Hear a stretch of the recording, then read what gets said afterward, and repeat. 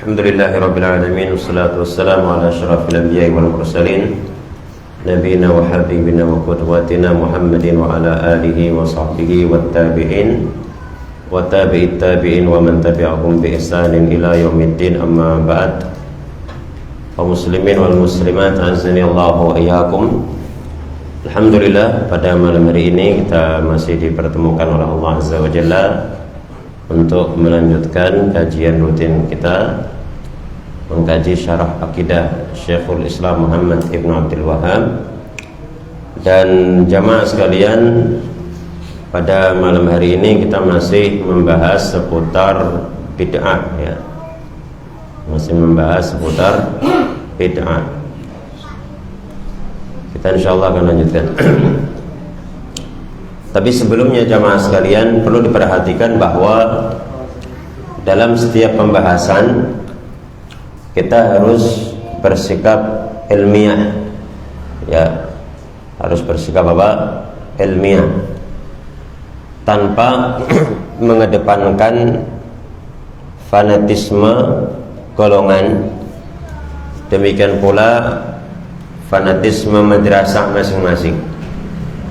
Ya, ibarat kata begini, apapun itu pendapat kita tidak bisa untuk meniadakan atau menafikan suatu pendapat. Ya, kita ambil contoh misalnya dalam persoalan kunut subuh. Biarpun kita mengatakan misalkan bahwa kunut subuh itu tidak disyariatkan, tapi kita tidak bisa untuk menolak sebuah realita bahwa dalam pandangan mazhab Syafi'i kunut subuh itu disunahkan. Nggak bisa kita untuk merubah realita itu, ya. Maka keilmiahan atau info tentang sebuah ilmu itu penting, walaupun barangkali kita tidak menyetujuinya, ya. Itu harus disampaikan. Nah, terkait dengan permasalahan bid'ah ini, barangkali sudah waktunya lah kita memiliki sebuah tasawur atau gambaran yang lebih lengkap dan lebih detail, ya. Pertama, kita sampaikan kemarin bahwa bid'ah itu ada dua macam. Ada bid'ah dalam hal akidah dan bid'ah dalam hal ibadah, ya kan? Bid'ah dalam hal akidah dan bid'ah dalam hal ibadah. Kemudian bid'ah dalam masalah akidah semua sepakat merupakan sebuah penyimpangan dan kesesatan. Seperti misalkan bid'ahnya Syiah. Kalau Rafidhah sudah kekufuran, bid'ah mukafirah Rafidhah. Syiah secara umum bid'ah yang menyimpang. Kemudian bid'ahnya Khawarij, ya. Kemudian bid'ahnya Murji'ah. Kemudian apa? Bid'ahnya Jabriyah, bid'ahnya Qadariyah. Ini adalah bid'ah akidah, ya. Kemudian berikutnya bid'ah dalam hal ibadah. Bid'ah dalam hal ibadah. Bid'ah dalam hal ibadah ini ada dua macam. Yang pertama disebut dengan bid'ah hakikiyah, dan yang kedua disebut dengan bid'ah idhofiyah, ya. Bid'ah hakikiyah itu bid'ah yang betul-betul bid'ah, artinya tidak memiliki dalil sama sekali, ya, tidak memiliki dalil sama sekali, atau bahasa yang lain, bahasa gampang, nggak ada juntrungnya kemana, ya. Mau ditarik ke ayat mana, ditarik ke hadis mana, nggak ada. Itu namanya bid'ah hakikiyah. Nah, bid'ah hakikiyah ini jamaah semua juga sepakat tidak diperbolehkan, ya. Semua sepakat tidak diperbolehkan, ya. Nggak ada ulama yang membolehkan bid'ah hakikiyah. Kemudian yang kedua, bid'ah idhofiyah. Bid'ah idhofiyah itu sebetulnya ada syariatnya, ya, sesuatu yang disyariatkan. Contohnya apa? Sholat, kemudian puasa, ada syariatnya, tapi diidhofatkan kepadanya, ya, diidhofatkan atau disandarkan kepadanya sesuatu yang tidak memiliki dasar, ya. Baik berupa takhsisu al-hay'ah, tata cara pelaksanaan. Ya, tata cara pelaksanaannya tidak ada dasarnya. Yang kedua, takhsisu al-waqt, pengkhususan waktu. Dan yang ketiga, takhsisul makan, pengkhususan tempat. Nah, contoh misalkan jemaah, ada orang melakukan zikir.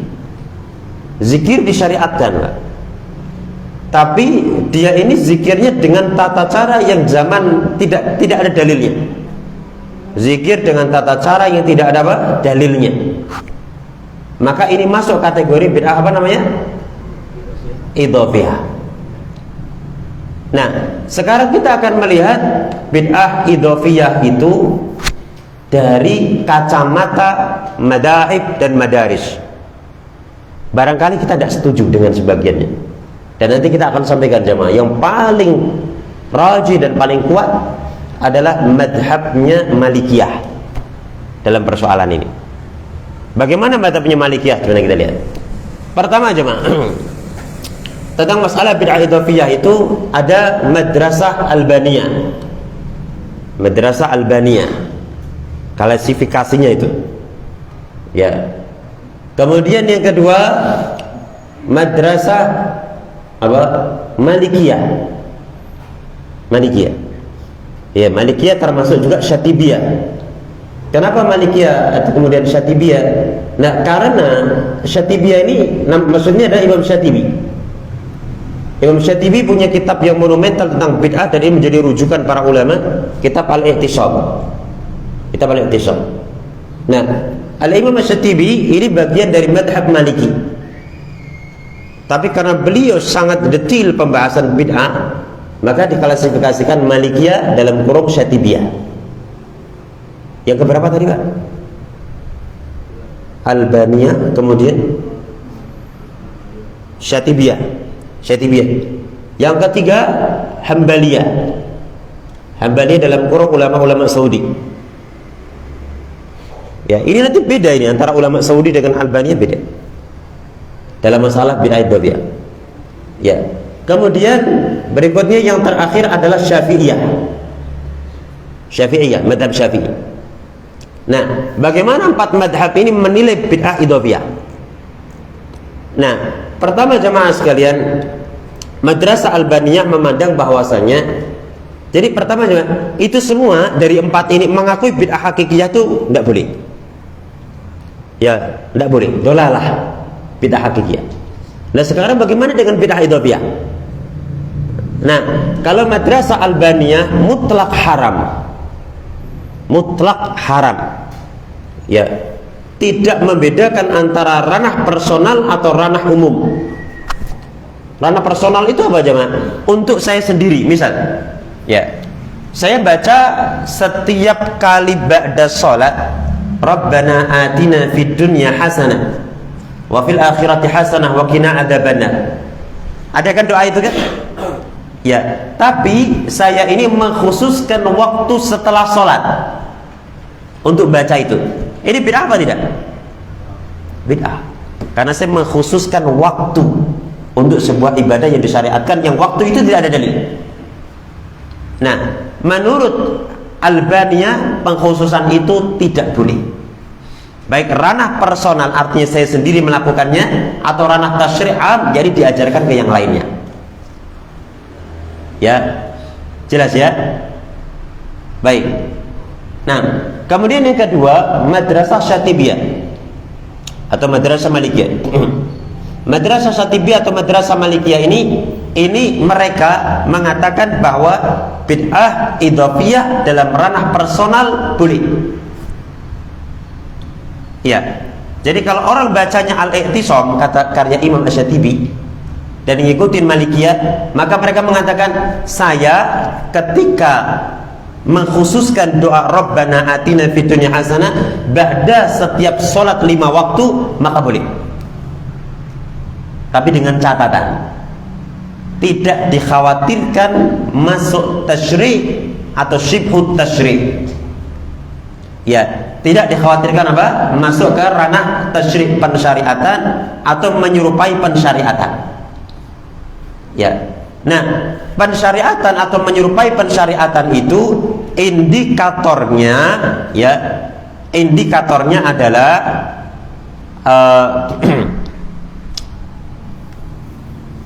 satu, dikerjakan terus menerus, ya, dikerjakan terus menerus.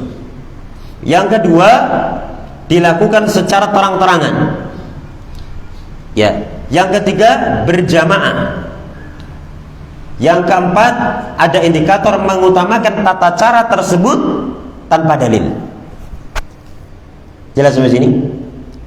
Nah, Syatibiyah boleh dalam ranah individu. Saya nggak ngajak-ngajak yang lain. Ya, saya nggak ngajak yang lain. Saya pokoknya setiap ba'da sholat 5 waktu saya baca Rabbana atina fid dunya hasanah wa fil akhirati hasanah wa qina adzabannar. Setiap ba'da sholat 5 waktu. Ya, boleh. Ini bid'ah idhofiyah. Tapi karena ranahnya personal, menurut Malikiyah Imam Syatibi boleh. Coba baca kitab Al-I'tisam. Nah, tapi jamaah sekalian, dengan ketentuan, ya, dengan apa? Ketentuan tidak ada kekhawatiran masuk wilayah tasyri' atau menyerupai tasyri'. Ya, wilayah pensyariatan atau menyerupai pensyariatan. Nah, apa indikator pensyariatan atau menyerupai pensyariatan? Satu, mudawamah, dikerjakan terus menerus. Ya, makanya kalau misalkan jenengan baca fatwa-fatwa para ulama kita, ulama-ulama salafiyah, ketika dikatakan boleh nggak misalkan setiap ba'da sholat baca ini, jawabannya silahkan, tapi jangan terus menerus. Ada kalimat itu. Ya, silahkan tapi jangan apa? Terus menerus. Jadi ada sekarang baca, besok enggak. Ya, sekarang baca misalkan dalam 5 hari baca, besok 3 hari enggak. Agar supaya apa? Tidak ada kesan menyerupai apa? Pensyariatan. Jelas sampai sini? Baik. Kemudian berikutnya, madrasah atau madhab Hambali. Nah, madhab Hambali ini, ya, termasuk yang melarang bid'ah idhofiyah. Ya, baik itu ranah ranah personal atau ranah umum. Ranah personal atau ranah umum. Ya, tapi apa bedanya dengan madrasah Albaniyah? Bedanya adalah ada sedikit inkonsistensi dalam sebagian prakteknya. Ya, makanya kita lihat kadang jamaah sekalian di kalangan ulama-ulama Hanabilah itu, ulama Hambali, ya, mengatakan tidak boleh bid'ah idhofiyah, tidak boleh. Ya, memang Syekh Fauzan dalam ceramah-ceramah itu tidak boleh. Ini tidak boleh. Para ulama-ulama Hambali tidak boleh. Tapi pada sebagian prakteknya ada inkonsistensi. Nah, tentu inkonsistensi atau tidak konsisten itu karena ada dasar.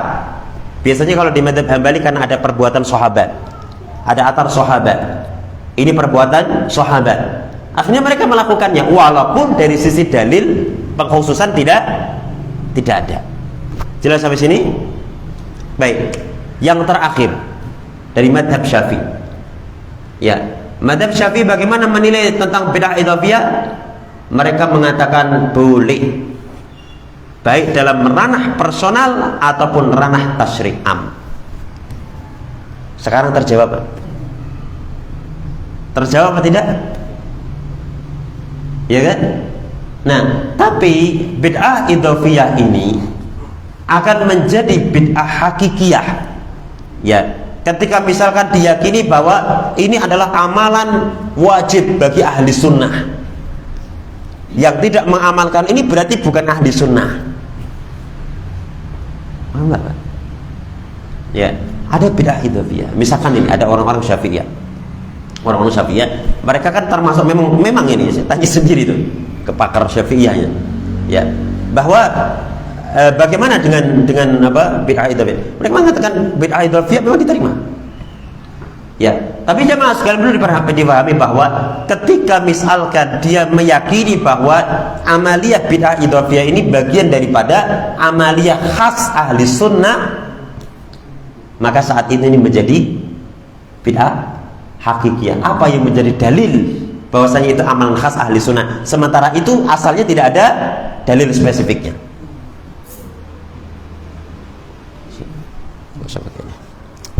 Misal, Pak, Apa kira-kira amalan apa? Tidak pakai ini. Amalan apa kira-kira, Pak? Hah? Nah, lah kayak gituan itulah. Kemudian dia mengingkari siapa yang tidak melakukan amalan ini berarti bukan ahli sunnah. Ini menjadi bid'ah, Pak.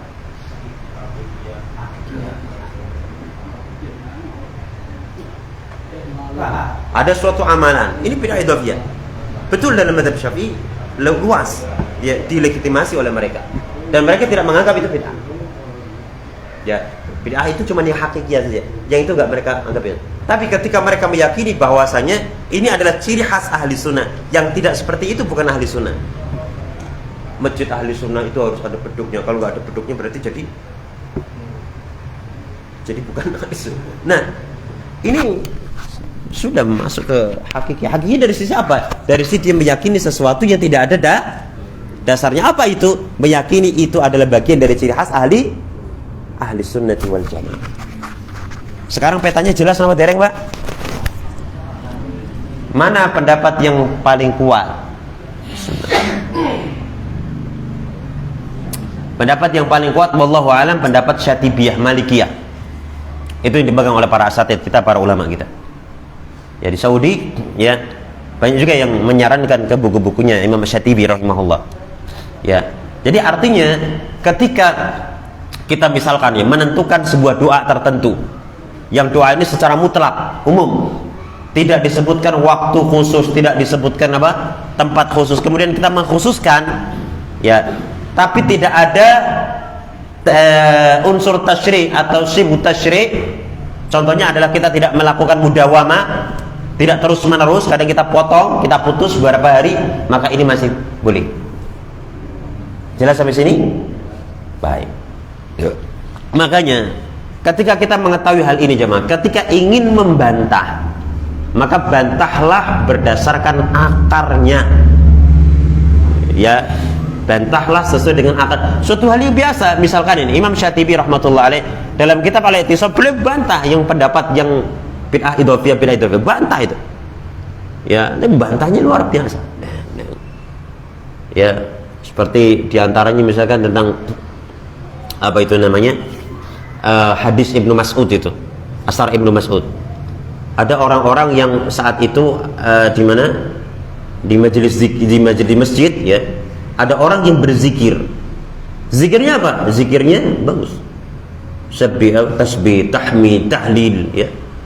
Tapi kaifiyat atau tata cara yang dilakukannya tidak ada dasarnya. Tidak ada dasarnya.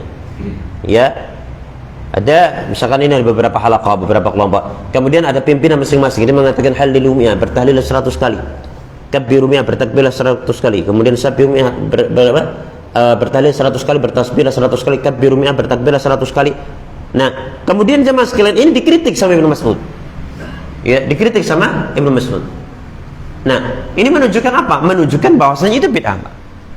Itu fiyah kan? Itu fiyah, dan itu dilakukan secara umum di sebuah masjid. Nah, pemaparan ini Bapak Ibu sekalian, jemaah sekalian, tujuannya adalah agar supaya kita mengetahui bahwasanya inilah peta madzhab dan madaris dalam masalah bid'ah. Jadi kita tidak hanya satu kata toh, kullu bid'atin dhalalah, kullu bid'atin dhalalah, sementara kita tidak mengurai satu persatu persoalannya. Ya. Makanya tadi di awal kajian kita sampaikan bahwasanya kita ini ngaji bicara ilmiah. Barangkali kita tidak sepakat dengan sebagian pandangan, tapi itu urusan kita. Tapi kita tidak bisa untuk menutupi. Ya, tidak bisa menutupi. Makanya apapun kita, misalkan kita tidak sepakat, maka kita tidak bisa mengubur atau menafikan sebuah realita. Bahwa memang demikianlah. Ya, memang demikianlah. Ketika misalkan kita berbicara madrasah Albaniyah, ya memang bid'ah idhofiyah enggak boleh sama sekali, haram. Ketika kita bicara misalkan Hambaliyah, enggak boleh, tapi ada inkonsistensi tadi. Dan inkonsistensi tadi ada dasar dan alasannya. Seperti misalkan ini perbuatan salah, perbuatan sahabat. Karena kalau di mazhab Hambali perbuatan sahabat luar biasa. Ya, kedudukannya luar biasa. Ya. Kemudian berikutnya misalkan di mazhab Syatibiyah, Malikiyah. Seperti itu. Dan di mazhab Syafi'iyah juga realitanya berbeda. Nah, sehingga kalau misalnya teman-teman mengatakan ini dalam mazhab Syafi'i ini boleh, iya.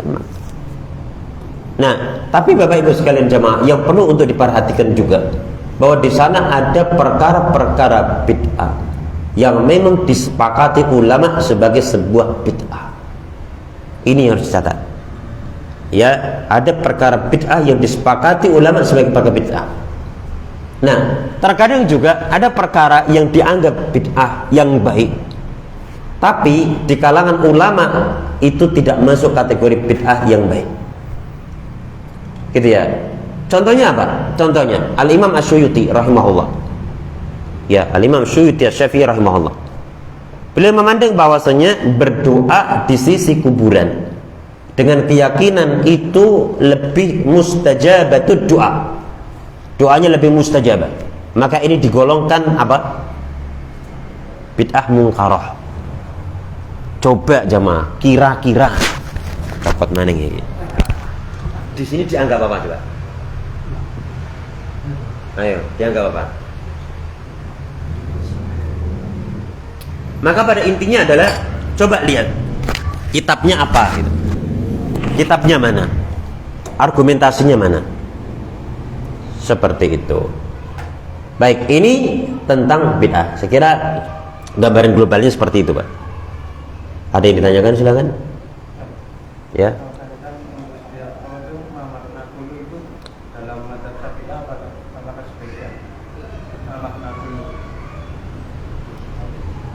Pertama, saya bukan mazhab Syafi'i, Mas. Jadi saya tidak tahu gitu. Tapi yang jelas kalimat kullu dalam ilmu usul fikih termasuk al-fadul am min al-fadil am, termasuk lafaz-lafaz yang menunjukkan keumuman. Kecuali ada dalil yang mengkhususkan. Ya makanya kita tetap konsisten di atas kata kullu bid'atin dhalalah, kullu bermakna semua. Gitu. Tidak ada dalil yang mengkhususkan itu. Adapun mereka menggunakan dalil man sanna fil islami sunnatan hasanatan. Memang di syarah Sahih Muslim disebutkan. Ya, kullu min al-fadil am tapi urida bi al-khusus. Ya, tapi kalimat mansana, walaupun mereka misalkan mengatakan mansana bisa bermakna siapa yang membuat. Ya, seperti misalkan dalil mereka dengan kalimat Mu'ad bin Jabal itu, qad sanna alaikum atau qad sanna lakumul Mu'ad itu. Mu'ad telah membuat sunnah buat kalian. Maksudnya suatu hal yang baru Mu'ad saja yang melakukannya. Memang sana bisa bermakna seperti itu, tapi sana juga bisa bermakna menghidupkan sunnah. Ya maka kalimat ini dalil menggunakan kata sana, ini dalil yang muhtamal, dalil yang bisa mengandung kemungkinan iya berarti membuat hal yang baru atau menghidupkan perkara yang sudah ada. Jadi kalau muhtamal seperti ini semestinya tidak bisa digunakan sebagai dalil untuk menunjukkan kulli yang bermakna am itu. Seperti itu. Nah, yang jadi persoalan adalah ketika mereka mengatakan bahwasanya bid'ah idhofiyah itu bagian daripada bid'ah yang terlarang atau tidak, ini jadi persoalan. Karena mereka misalkan mereka mengatakan yang terlarang yang masuk kata kullu itu ada yang hakikiyah. Ya, yang masuk kata kullu itu yang hakikiyah. Makanya mereka kadang tidak mengakui bid'ah idhofiyah sebagai bagian daripada bid'ah. Seperti itu. Jadi kalau misalkan dikatakan bid'ah ya berarti masuk kata kullu. Tapi ala kulli hal yang jelas ya, saya tidak begitu paham tentang sisi pendalil dari kawan-kawan di mazhab Syafi'i. Mungkin nih kayak Ustaz Tobroni juga gimana? Ya kalau di Hambali itu, makanya di mazhab Hambali kalau kita nanti saya nganus sama teman-teman Syafi'iyah. Ya, jadi kalau di mazhab Hambali dosen-dosen kami ketika ditanya mazhab fikih mana yang paling afdal, mereka jawabnya mazhab Hambali paling afdal. Ya, kalau kita lihat memang yang paling jauh dari amaliyah ya memang dari Hanabilah. Karena tadi dari asalnya ya itu ditakrir oleh para ulama mazhab bahwasanya tidak menerima kecuali yang sifatnya ya tidak menerima bid'ah idhofiyah tadi. Adapun inkonsistensi tadi itu karena ada dalil lain. Seperti misalkan athar sahabat, perbuatan sahabat dan lain sebagainya. Itu. Maka kadang ketika ditanya, "Mas, ngopo kok seneng kok malah pilih mazhab Hambali?" Ya karena alasan itu gitu. Sederhananya itu. Baik, yang lain gimana?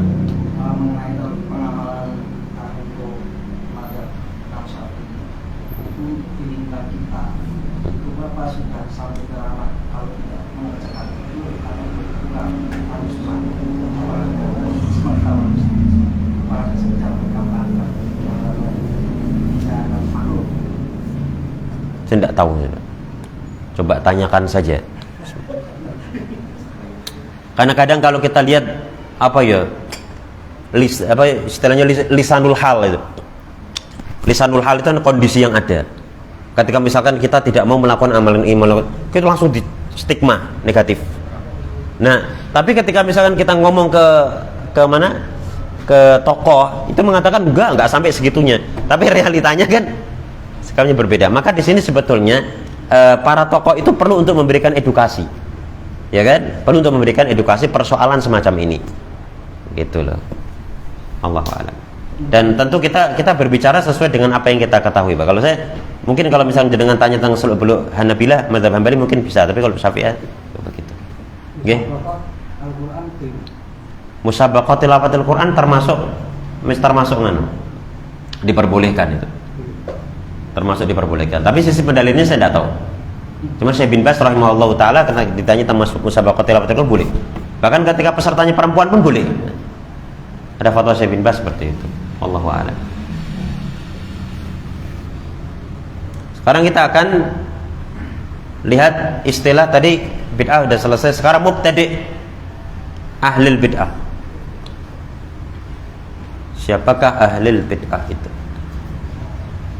Pertama jamaah sekalian, yang disebut dengan ahlul bid'ah adalah tentu orang yang mengamalkan bid'ah. Ya. Ahlul bid'ah adalah orang yang mengamalkan bid'ah.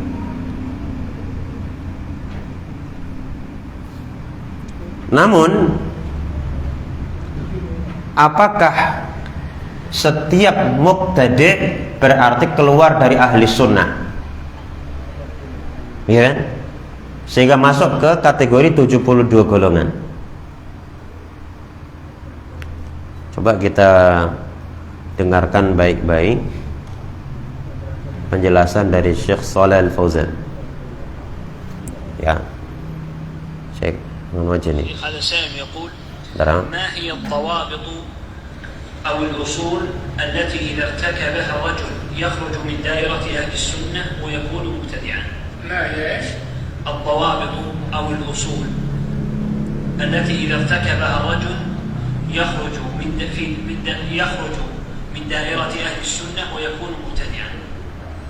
ما كل مبتدع يخرج من دائرة أهل السنة، كل مبتدع وهو من أهل السنة والجماعة، فما كل مبتدع يخرج.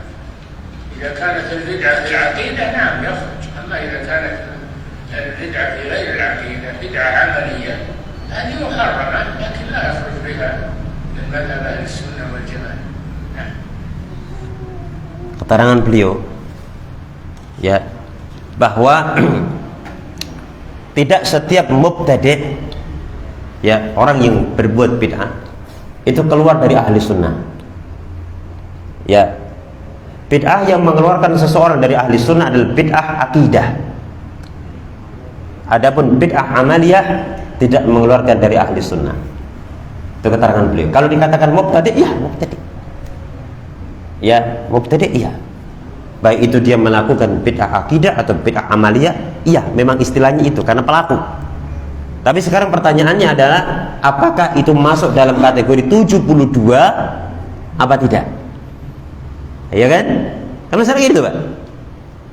Nah, jawabannya yang tidak setiap mubtadi' itu yakhruj min ahli sunnah, min daerah ahli sunnah. Ya. Nah, mubtadi' yang yakhruj min daerah ahli sunnah ketika dia bid'ahnya bid'ah akidah. Adapun bid'ah amaliyah tidak. Ini wadih jelas. Ya.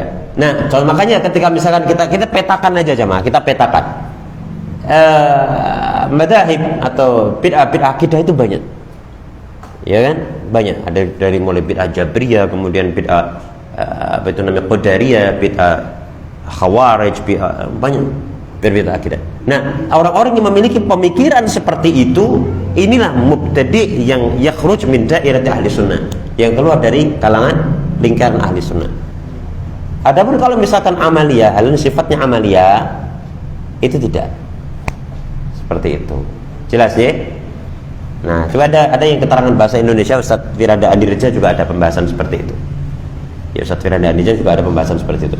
Dan yang perlu untuk diperhatikan juga Bapak Ibu sekalian jemaah, ini tanbih oleh beliau bahwa di dalam kita ini bersikap dan juga menyampaikan dakwah, sebaiknya menghindari laqab atau penjulukan-penjulukan kepada yang berbeda dengan istilah al-firaqul halikah. Ini masuk kelompok yang 72. Kelompok itu 72. Misalkan jenengan mengatakan ini, pokoknya sing 71 itu yang satu itu sing ngajiki, sing liyane 72. Itu sangat diingatkan untuk tidak sampai keluar dari mulut kita. Ya, cukup misalkan kita mengatakan bahwa pemahaman itu tidak sesuai dengan manhaj ahli sunnah. Ya, sekarang orang pemahaman itu tidak sesuai dengan manhaj ahli sunnah. Pemahaman itu tidak sesuai dengan manhaj ahli sunnah. Seperti itu aja. Tanpa kita bisa mengatakan menjustis ini masuk 72. Kira-kira jemaah langsung ngomong, sampean masuk 72, Pak, masuk neraka. Kira-kira orang kayak apa, Pak? Ngamuk. Saya waktu itu pernah itu ada yang tanya gini, ini ibu saya itu ikut salah satu thariqah apa gitu di daerah Jawa Barat. Ya, kemudian ibu saya itu sakit, sudah sakit. Ini thariqahnya kayak gini. Bagaimana? Bagaimana cara menasihatinya? Sementara ini sudah berdarah daging gitu. Ya, kita jawab, cukup jenengan cari kesalahan-kesalahan kelompok itu yang menyelisih manhajus salaf, kemudian sampaikan ke ibu jenengan. Ya, tanpa misalkan menjustis atau menghukumi bahwa itu masuk ke 72. Itu tidak menyelesaikan masalah. Cuman omongan tok, kan Bu, itu masuk ke 72, Bu. Ibunya nggak bakal percaya kan? Ya malah ibunya tambah sesat. Gitu. Tapi coba cari itu penyimpangannya apa, kemudian cocokkan dengan manhajus salaf, ya. Kemudian sampaikan ke ibu jenengan bahwa ini loh pemahaman yang jenengan ikuti itu ini menyelisih manhajus salaf. Apa buktinya? Buktinya. Maka kita ini jamaah sering ketika ada sesuatu kita cocokkan. Ya, ini menyelisih usul ahli sunnah apa enggak? Menyelisih usul ahli sunnah apa enggak? Seperti itu. Kalau kita bimbang, ya, kita tawakuf. Dan tawakuf ini bagian dari perkara yang tidak tercela. Karena kita bimbang, nggak tahu. Ya, nggak tahu mending diam. Seperti itu. Baik, jadi sudah kena satu, apa itu istilah bid'ah? Seluk-beluknya ini sudah kita urai. Ya, tadi bahwa yang rajih, yang kuat, bagaimana pandangan dari Syatibiyah, Malikiyah. Ya. Nah, adapun yang lain-lain itu kita tahu alurnya seperti itu. Walaupun kita tidak setuju, tapi realitanya seperti itu. Gitu ya. Kemudian berikutnya kita tahu tentang mubtadi itu siapa. Karena di bukunya Syekh Muhammad bin Abdullah ada istilah bid'ah, istilah mubtadi, kemudian hajar mubtadi. Ya, kemudian hajar mubtadi. Dan ini mungkin akan kita urai pada kesempatan yang akan datang. Maksudnya adalah apakah hajar mubtadi itu harus wajib? Pertama jamaah, hajar mubtadi melakukan pemboikotan kepada ahli bid'ah bagian dari usul ahli sunnah seperti disampaikan oleh Imam Ibnu Qudamah rahimahullah. Nah, maka dari sinilah kita harus tahu mubtadi itu siapa. Pertama. Kan? Kemudian yang kedua, apakah setiap mubtadi itu setiap waktu dan setiap tempat diberikan hukum yang sama? Maka ada pembahasan tentang fikih hajar. Misalkan jenengan lihat ada ahli bid'ah. Apakah kita ini harus menghajar semua ahli bidah? Ternyata Bapak Ibu sekalian jamaah tidak.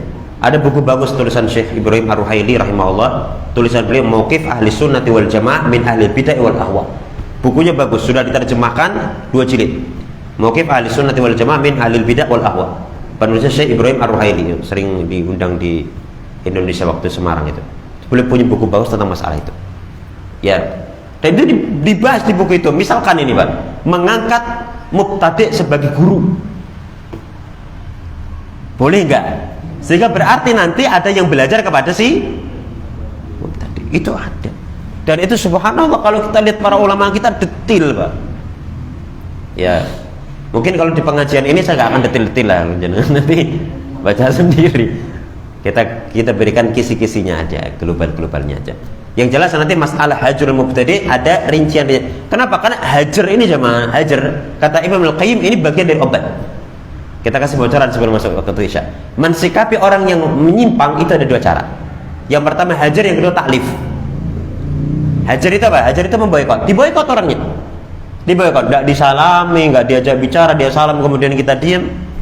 Ya, itu bagian daripada syariat. Ya, yang kedua taklif. Taklif itu apa? Taklif itu diambil hatinya. Ya, diambil hatinya, dirangkul, diambil hatinya. Ini kalau misalkan kita salah resep bisa berapi. Ada sebagian orang ketika dihajar itu justru akan menjauh. Berarti ketika kita menghajar dia salah resep. Ya, ada orang ketika ditaklif malah tambah. Berarti ketika kita mentaklif dia salah resep. Harus tepat. Ya, orang ini cocoknya dihajar atau cocoknya ditaklif. Contoh misalkan Rasulullah pada saat terjadi perang apa itu namanya? Yang itu melibatkan 3 orang sahabat itu. Perang Tabuk ya, perang Tabuk itu kan ada 3 sahabat ya. Nah, diabadikan dalam Al-Quran 3 sahabat itu dihajar jemaah. Pelanggaran itu. Akan tetapi orang-orang munafikin itu tidak dihajar. Nah, ini ajaran dari Rasul sallallahu alaihi wasallam tentang hajrul mukhalif. Menhajar atau memboikot orang yang menyimpang dari kebenaran itu ada fikihnya. Ada yang ini perlu untuk dihajar, yang ini tidak perlu. Dalam kasus yang sama, kadang pensikapannya berbeda. Nah, makanya kadang ketika kita lihat para ulama kita, ya mereka memang seperti itu. Kita lihat ada foto antara ulama ini, ulama ahli sunnah dengan ulama yang jelas ini menyimpang. Loh kok bareng? Nah kalau kita mikirnya cuma apa? Duduk dengan ahlul bid'ah langsung kan. Padahal tadi kan ada fikihnya. Ada fikihnya, ada ta'lif, ada hajar. Itu bukan suatu hal yang sifatnya mutlak harus ta'lif atau mutlak harus hajar. Dan itu kembali kepada ijtihad masing-masing. Karena tadi Ibnu Qayyim menyebutkan bahwa ini bagian daripada obat. Kalau kita misalkan salah resep, ya nggak akan mari gitu loh. Dan ini insya Allah nanti kita akan bahas pada pertemuan yang akan datang karena cukup panjang masalah itu. Jam